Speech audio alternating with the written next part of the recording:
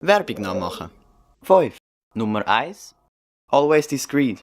Bei jedem Lachen meldet sich meine Blasenschwäche. Der ist gut. Oh.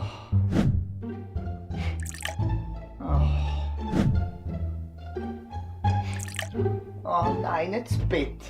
Kennen Sie das? Dann müssen Sie always... Boah, wer ist auf die dumme Idee gekommen, so ein dünnes Produkt zu machen? Dann müssen Sie always Sheet probieren. Checken Sie, weil Sheet und Discreet, das reimt sich, und Sheet und Papier wegen dem Englischen und ja, ist ja egal. Ich hätte nicht gedacht, dass so eine dünne Einlage so gut schützt. Aber der saugfähige Kern verwandelt Flüssigkeit ein. Müsste jetzt da nicht das Wasser ablaufen wie in der richtigen Werbung? Du, ich glaube, unser Papier ist kaputt. Auf jeden Fall, ich wollte sagen, der saugfähige Kern verwandelt Flüssigkeit in Gel. Ich spüre es nicht, die anderen merken es nicht.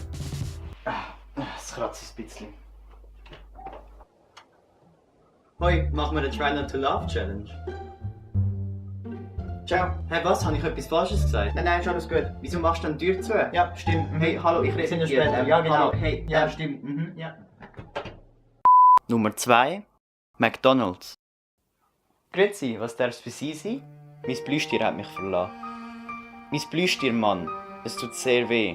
Nämlich da drin. Ah, ich glaube, ich weiss, auf was Sie aus sind. Mein Plüschtier hat mich verlassen und hat mir den Stinkefinger gezeigt. Den Stinkefinger. Und er hat nicht mal einen Stinkefinger. Mein Plüschtier hat mich verlassen, mir den Stinkefinger gezeigt und ist ohne mich auf die Silverstar. Und wir haben uns versprochen, alles miteinander zu machen. Alles.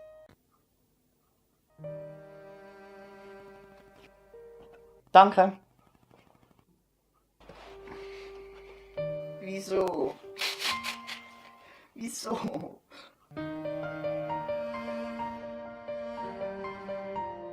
Okay, jetzt mal ernsthaft. Wie hast du das geschafft mit dem Stinkefinger? Weil ich meine, du hast ja nicht mal einen.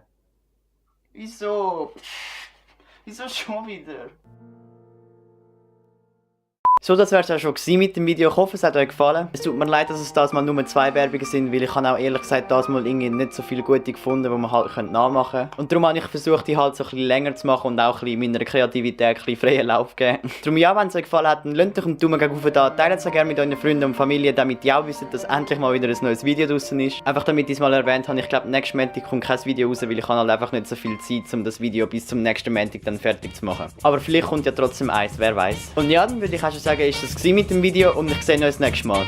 Tschüss!